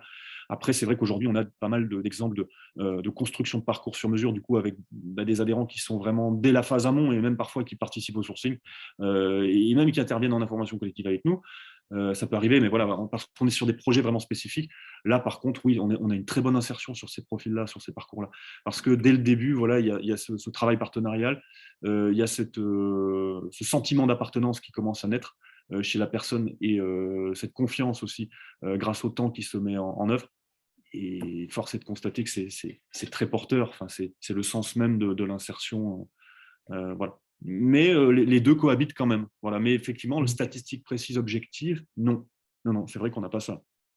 Ok, merci. Intéressant. Merci. Il y a une question qui est posée. dans le menu discuter, peut-on avoir le planning de déploiement de Je trouve par zone géographique? Oui. Si vous voulez l'avoir, c'est-à-dire par écrit, Oui, bonjour, c'est Emmanuel Lopère, Honnête. Oui, non, en fait, je voulais savoir, comme vous avez évoqué le déploiement en 2022 pour Voiron, Villefranche, a priori, je Oui. voulais savoir s'il y avait un planning, un timing qui était établi pour cet outil en fonction des diverses zones géographiques, Rhône-Alpes, par exemple. Oui, alors il y a un planning qui est partiellement établi. C'est-à-dire que l'ouverture de la zone de Voiron a commencé début novembre. Mais cette ouverture est progressive parce que c'est d'abord la plateforme qu'on ouvre, nous, au niveau des prescripteurs, et pas des entreprises pour pouvoir en fait dynamiser le vivier avant d'ouvrir en fait concrètement aux entreprises. L'ouverture aux entreprises est prévue pour le 1er janvier 2022 sur la zone de Voiron. Ça a été un peu repoussé par rapport au rétro-planning initial. Pour ce qui est des 2 zones en perspective, non, il n'y a pas encore eu de rétro-planning défini. C'est quelque chose qui sera envisagé lors des prochaines instances, mais par contre, je pourrais vous le communiquer dès que je l'aurai. Ouais, ok, merci. Je crois qu'on a une question de l'entreprise 2MS. Oui, bonjour, oui. Du coup, peut-être que c'est Xavier qui va pouvoir me répondre, ou alors Thomas par rapport à ses expériences fructueuses qu'il a eues dans son entreprise. Vous vous rendez compte, est-ce que vous vous rendez compte lorsqu'on propose un contrat à temps partiel ou à temps plein, est-ce qu'il y a une préférence du salarié? Est-ce qu'il se sent, est-ce que si on lui propose un temps plein, on a plus de chances que le collaborateur reste parmi nous? Enfin, voilà, comment sur ce type de personnes, on peut les attirer plus facilement chez nous par le type de contrat qu'on leur propose? Je vais te devancer, je vais répondre au début, puis tu prendras le relais, parce que tu verras qu'il y a un sens dans ma réponse. J'ai envie de dire que les gens qui sont éloignés de l'emploi, on a la même approche qu'avec, entre guillemets, les gens habituels ou ordinaires. Voilà. On répond à leurs demandes. Et vous n'êtes pas sans savoir qu'il y a des gens qui ont des souhaits de travail à temps partiel, tout simplement, pour X raisons qui leur appartiennent. Donc, on doit être en mesure de leur répondre. Après, sur le temps plein, j'ai envie de dire, je fais la même réponse. S'il y a des gens qui veulent du temps plein, on doit être en mesure de leur proposer. Alors, je ne sais pas votre entreprise, mais moi, la mienne, on a 2 activités. C'est le nettoyage de copropriété. Donc, le temps plein se fait assez facilement. Moi, j'ai plutôt en charge la branche autre activité. Donc, le temps plein est moins évident de proposer d'emblée. Et c'est pour ça que c'était d'ailleurs une des problématiques qui a fait qu'on a créé le GEC Propreté il y a des années, c'est que sur le bassin grenoblois, même les grandes entreprises comme Honnête, qui était à l'origine de la création du GEC, on n'était pas en mesure de proposer des temps pleins aux gens qui étaient à la recherche de ces temps pleins, donc ils nous échappaient. Donc l'idée, c'était de mutualiser, et pour mutualiser, on a créé le GEC, notamment, c'était une de ces raisons-là. Voilà, Xavier, si tu veux compléter. Merci. Et nous, c'est vrai que dans l'insertion, je disais tout à l'heure, on fait plus de temps complet. Alors, je ne suis pas en muet, non? Non? Vous m'entendez? Oui, oui. D'accord. Dans l'insertion, on fait plus de temps complet, dans le sens où on limite aussi un peu nos risques, parce que si on est sur du temps partiel partagé, vous comprenez qu'en fait, ça peut vite être compliqué à gérer un temps partiel partagé en plusieurs adhérents. Donc, ça peut plutôt être un temps partiel pour un adhérent. Ça, on peut faire régulièrement quand le besoin est vraiment structurel. Mais c'est vrai qu'on a toujours quand même cette évaluation du risque parce qu'on porte le contrat 6 mois et qu'on a vraiment cette obligation de pouvoir envisager la stabilité du parcours. Mais cette stabilité peut s'envisager aussi bien à temps partiel qu'à temps complet. Et vocationnellement parlant, comme le disait Thomas, cette notion de partage, on va plus la gérer d'une manière, avec une vision temps complet, de manière à pouvoir avoir un peu plus aussi de flexibilité au niveau du contrat pour gérer ça plus facilement avec les adhérents et bénéficier d'un petit peu de flexibilité. Donc c'est pour ça que nous, on a tendance à être plus sur du temps complet au GEC. Mais par contre, ce qu'on remarque, c'est que on se passe parfois du coup de certains profils qui sont des profils intéressants, vraiment voilà, sur un dernier échelon d'insertion, des gens qui ont levé des freins mais qui ont encore besoin d'un coup de pouce. Malheureusement, on ne les intègre pas toujours. Et c'est aussi dans cette idée-là qu'on a créé le moteur, quoi, pour essayer de rapprocher leur emploi et de leur permettre d'avoir une visibilité sur des horaires parfois qui sont un peu plus complexes pour nous, en lien avec les besoins de nos adhérents. Et c'est vrai que sur le moteur, du coup, on est plus en relation du personnel féminin notamment, que ce qu'on peut intégrer au GEC. Parce qu'on est souvent au GEC sur des profils qui ont envie de travailler sur du temps complet et notamment sur des horaires un petit peu décalés, ne nécessitant aucune contrainte familiale. Et donc, on a une tendance à plus recruter des hommes. Et c'est ça, en fait, aussi. Alors, c'est parce qu'il y en a plus qui se présentent. Hein. Mais c'est ça aussi un moment qui nous a fait vraiment réfléchir. C'est comment continuer à faire de l'insertion sur tous les sujets, en étant dans une logique qui ne permettait pas à certains de venir chez nous. Voilà. Donc c'est aussi pour ça qu'on a ouvert ce moteur, pour être beaucoup plus compétitif sur cette notion d'insertion dans sa globalité, avec tout type de profil sur différentes choses. Mais par contre, là où on est pas mal sur les profils divers et variés, c'est sur les actions spécifiques. Donc quand on a une action spécifique en partenariat, par exemple, avec les réfugiés, avec des associations, parfois des pouvoirs publics. Là, on a une vision qui est tellement une vision de long terme qu'en fait, on peut vraiment calibrer des postes. Et dès la phase de sourcing, on va rechercher des gens pour des postes qui peuvent être à temps partiel, avec un réel engagement de toutes les parties prenantes. Donc, cette notion de risque existe moins pour nous. Et comme c'est construit à l'avance et qu'on peut vraiment anticiper les choses, on peut vraiment partir sur des profils divers et variés, que ce soit sur du temps complet ou sur du temps partiel, plus sur la construction de projets spécifiques. Ok, merci beaucoup.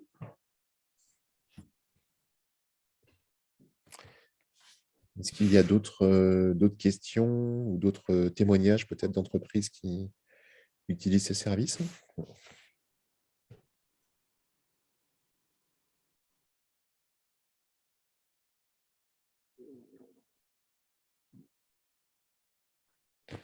J'aperçois Thérèse, par exemple. Est-ce que je m'autorise à te passer la parole peut-être? Je sais qu'en préparant ce webinaire, tu étais présente et tu as témoigné de l'utilisation. Est-ce que tu peux en dire quelques mots peut-être? Alors en fait, j'avais travaillé déjà avec le GEC auparavant et j'avais arrêté. Donc du coup, j'ai décidé récemment de me réengager et d'une part, j'étais très surprise parce que j'ai vu une réelle progression déjà. Hein. J'ai vraiment vu la différence du GEC qu'il y a 3 ou 4 ans en arrière avec aujourd'hui. Et là, j'ai démarré un contrat pro. Donc, j'ai quelqu'un qui est en alternance chez moi 4 jours par semaine et une journée en formation. Donc, c'est récent, hein, ça date d'il y a à peu près un mois. Donc, pour le moment, ça se passe bien. J'ai d'autre part aussi reçu des offres de candidature ou de personnes qui seraient disponibles, notamment des personnes qui ont un statut handicapé. Donc, ça peut aussi nous aider à résoudre notre problématique avec le taux de travailleurs handicapés. Hein. Donc, je trouve que c'est plutôt quelque chose de positif et je trouve que dans notre démarche RSE, le GEC peut vraiment nous aider. Voilà. D'autant plus qu'on peut vraiment compter dans notre taux d'embauche handicap. Ces personnes-là, même si elles ne travaillent pas pour nous directement, même si elles ne sont pas embauchées chez nous, on a le droit de déclarer les heures travaillées. Oui, donc le GEC nous fournit une attestation, hein, c'est quand même bien de le dire, parce que du coup, c'est important. Et donc, à la fin de l'année, on a une attestation qui nous dit, voilà, il y a eu tant d'heures de travailler avec un agent qui a tel profil, tel profil. Et du coup, nous, on peut le déclarer dans notre quota, en fait. Et je trouve que c'est super intéressant. Voilà. Et on a la même chose sur les quotas, c'est pour ce qui est de la CSA. Qui concerne du coup pas toutes les entreprises, mais voilà, on est en mesure en fin d'année de donner le chiffrage qui permet de valoriser ça, avec un chiffrage qui a été en plus validé par les services de l'État sur l'intégration des heures de formation parallèles. Donc ça, c'est pas mal aussi, ça valorise davantage du coup. Donc, en fait, tout simplement, hein, pour vraiment… alors, sur le terrain, j'ai plutôt des bons retours. Hein, après, je n'ai pas assez de recul parce que c'est vraiment nouveau. En tout cas, moi, le démarrage m'a semblé bien mieux qu'il y a quelques années en arrière. J'en suis très satisfaite. Et après, au point de vue, je dirais, RSE et engagement sociétal de l'entreprise, en fait, adhérer au GEC, ça peut nous aider à résoudre plein de problématiques. Pas résoudre, mais nous aider en tout cas. Ça ne nous résout pas complètement, mais c'est une bonne aide, je dirais, voilà, en plus de tout le reste. Et ce que vous disiez sur les publics spécifiques, c'est intéressant parce que c'est vraiment ça ce qu'on fait. Alors, c'est vrai qu'on n'a pas encore fait sur les travailleurs handicapés. C'était un projet qu'on avait pour les personnes en situation de handicap, au même titre que ce qu'on a fait pour les réfugiés, etc. D'avoir une action peut-être mutualisée sur un bassin avec plusieurs entreprises adhérentes qui pourraient s'engager sur 1, 2, 3 personnes. La possibilité du coup de constituer des groupes de 10 personnes, d'avoir des partenariats de formation du coup stabilisés avec des organismes qui sont souvent sur un nombre d'heures et un certain volume en fait pour pouvoir apporter une vraie valeur ajoutée sur le parcours et sur la flexibilité. Et après partir sur des phases comme ça intégratives avec des partenaires dédiés. Là, par exemple, sur les réfugiés, on était en partenariat très direct avec Forum Réfugiés qui nous accompagnait sur l'appréciation de la thématique et par l'organisme d'information Alpes qui est spécialisé aussi sur ce genre de public, notamment dans le cadre de l'évolution culturelle et au niveau du langage. Voilà, donc ça pourrait être une thématique similaire en fait sur le handicap, avec un rapprochement avec la GFIP et Cap Emploi, et cette capacité finalement de faire le travail en amont pour vous, soit sur du préqualifiant, soit sur de l'alternance directement. Comme je le disais tout à l'heure, ça c'est 2 options possibles. Et voilà, et c'est ce genre aujourd'hui de projet, par exemple, là qu'on est en train de monter pour le début d'année prochaine sur le bassin grenoblois. Et cette fois-ci, ce sera encore sur des profils plutôt primo-arrivants. Voilà, mais en tout cas, on est en étude sur ce genre de projet. Mais le handicap me semble être une thématique, c'est vrai que vous faites bien de l'aborder, parce que c'est une thématique qui revient régulièrement, qui est fort intéressante aussi, sur laquelle nous, on a été formés au niveau des permanentes du GEC, mais sur laquelle voilà, on peine parfois à amorcer. Et l'avantage qu'on a aussi en passant par le GEC pour ce profil-là de travailleurs, c'est qu'en fait, l'handicap, c'est toujours un sujet très difficile à aborder. Hein. On peut poser la question sur toutes les formes dans l'entreprise et on est vraiment en plein dedans en ce moment. Et on se dit que finalement, déjà, on a un avantage de passer par le GEC à ce sujet, c'est que on sait que si le GEC nous propose cette personne, c'est qu'elle est à même de réaliser la prestation dont nous avons besoin. Donc, on passe déjà à l'étape supérieure où on n'a pas besoin de demander directement à l'agent et en plus, on n'a pas le droit de demander quel est le type d'handicap. Donc, c'est là où c'est très compliqué, nous, dans le métier, parce que on ne sait pas si on peut le faire travailler avec quelqu'un ou dans quel type de local le faire travailler. Enfin, il y a toutes ces questions autour de l'handicap. Et du coup, je trouve qu'en passant par le GEC… C'est le travail amont aussi que vous n'avez pas le temps de faire, c'est-à-dire prendre contact avec les partenaires, voir, identifier. En fait, c'est ce travail amont-là qui fait la différence. C'est cette capacité de pouvoir suffisamment en comité de pilotage informer les parties prenantes que pour pouvoir cibler déjà les bonnes personnes sur les bons, et après les sélectionner. Passer d'abord peut-être par une petite période de mise en immersion aussi, ce qu'on propose de plus en plus avec les partenaires. Voilà, et toute cette phase-là, mine de rien, c'est la plus longue. Et une fois qu'après on a fait ça, logiquement, après les parcours ils déroulent. C'est ce qu'on a vu avec les réfugiés. Ça a déroulé au-delà de nos espérances. Hein. Alors moi, le jeune que j'ai en contrat pro, il est roumain. Je ne sais pas si ça fait partie de cette… Non. C'est du ponctuel sur Annecy. Je sais que c'est du ponctuel. Il n'y a pas ce projet en cours. Mais c'est vrai que les difficultés de recrutement font que on se porte même individuellement sur ce type de profil aujourd'hui, qui sont des profils très bien, nécessitant parfois un peu plus d'accompagnement ou même un complément de formation. Mais c'est toujours un peu particulier. Par exemple, il est plus facile sur Grenoble de faire du français langue étrangère que Annecy. C'est malheureux, mais c'est comme ça. Les partenaires de formation sont moins en place, moins présents.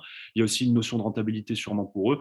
Et donc, on a moins facile aussi, nous, sur ces partenariats, sur certains bassins et dans certaines zones. Alors, je pense qu'il y a aussi… attention. Hein, Ouais. Il y a plusieurs choses. Donc, c'est plus difficile, effectivement. Tout à fait. Ouais. Mais pas impossible. Une petite question. Enfin, c'est pas une petite question. C'est une interrogation. Je rebondis sur ce que disait d'OMS. Je m'interrogeais sur le bassin de Valence. On est peu présent. Comment vous arrivez à fonctionner, à bien faire l'insertion? C'est vrai que si vous pouvez nous expliquer. Il y a l'énergie derrière mon sel, mais ça, c'est un autre sujet. Voilà. Comment vous procédez? Alors nous, du coup, on a, voilà, sur le bassin valentinois, on a quand même beaucoup de difficultés. C'est pour ça que du coup, j'ai bien entendu que pour le moment, Je trouve n'était pas déployé sur le bassin valentinois, malheureusement. Nous, on essaye, on travaille quand même plutôt en partenariat avec Pôle emploi et les missions locales. Voilà, donc pour répondre à notre besoin donc sur le territoire drômois, parce qu'on travaille avec la mission locale, notamment de Romans et également de Valence. Voilà. Et ensuite, voilà, on essaye vraiment d'être présent sur le territoire. On participe à de nombreux forums pour l'emploi également. Voilà. Après, on fait également tout ce qui est réseau que vous devez connaître, hein, les sites d'annonces d'emploi gratuits, type Indeed, etc. Mais c'est vrai qu'on passe quand même beaucoup, beaucoup de temps. On fait déjà une première présélection téléphonique et puis ensuite, on se rend compte que finalement, voilà, la personne, elle ne vient pas au rendez-vous qui lui est fixé. Voilà, je pense que c'est vraiment des problématiques communes à nous tous. Mais voilà, aujourd'hui, on est en réelle difficulté, nous, sur le recrutement d'agents. Ouais. Vos confrères aussi, je présume d'ailleurs. Oui. Sur le bassin, je m'entends. Hein. Oui, sur le bassin. Oui, tout à fait. C'est ça. Voilà. Peut-être qu'on les aide un jour, nos copains de Valence. Ça serait sympa, oui, en effet, à nous. Donc voilà, non, en tout cas, du coup, quand on a vu qu'il y avait ce webinaire, c'est avec plaisir voilà, qu'on a accepté de participer parce que je pense que, en effet, moi personnellement, le GEC, je ne connaissais pas. Donc voilà, ça peut éventuellement nous aider, nous donner une nouvelle piste vers l'insertion et trouver des collaborateurs, ouais, qui peuvent répondre à nos attentes, quoi.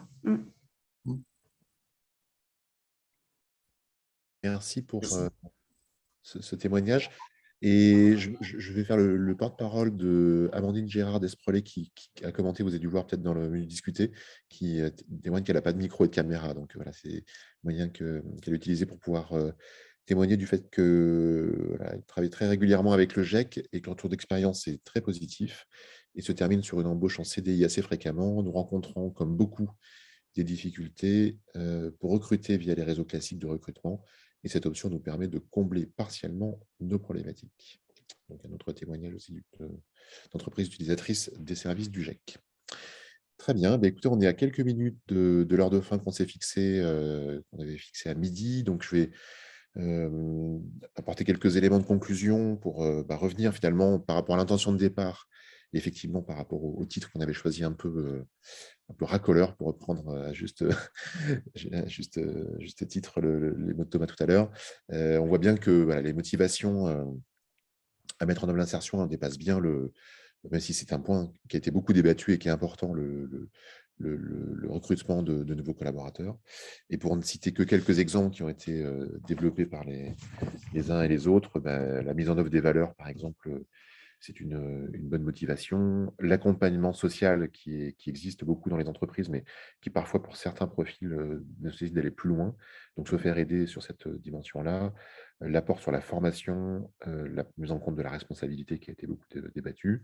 La notion de diversité également. Et puis, je rajouterais, alors ça n'a pas été cité comme tel, mais c'est ce que je perçois aussi en tant qu'auditeur, la plus grande sérénité dans l'organisation, qui est un peu transversale à tout ça, en fait, hein, à la fois dans le recrutement, à la fois dans l'accompagnement des personnes, et dans les partenariats aussi. Donc ça, c'est un point important. Et puis, autre élément de conclusion que je vous propose de partager, c'est, on voit bien que ne pas rester seul sur ces sujets, d'aller chercher des partenariats, des dispositifs et des partenaires. Ils ont été, le GEC était au centre, mais on a vu qu'il y a beaucoup de dispositifs sur chaque territoire. Donc, se renseigner sur les réseaux qui sont disponibles auprès de vous pour s'appuyer sur ces partenaires et sur ces réseaux. Écoutez, un grand merci pour votre participation, vos questions, pour les témoignages à la fois de Thomas Tannant, à la fois de Xavier Razien. Merci de votre présence et de votre engagement. Donc, ce séminaire a été enregistré. Il sera disponible sur la chaîne où on regroupe les webinaires. faudra qu'on trouve un moyen, d'ailleurs, je pense, de leur refaire un message sur ce sujet-là. Peut-être, j'en profite pour le dire, peut-être en fin d'année, début d'année.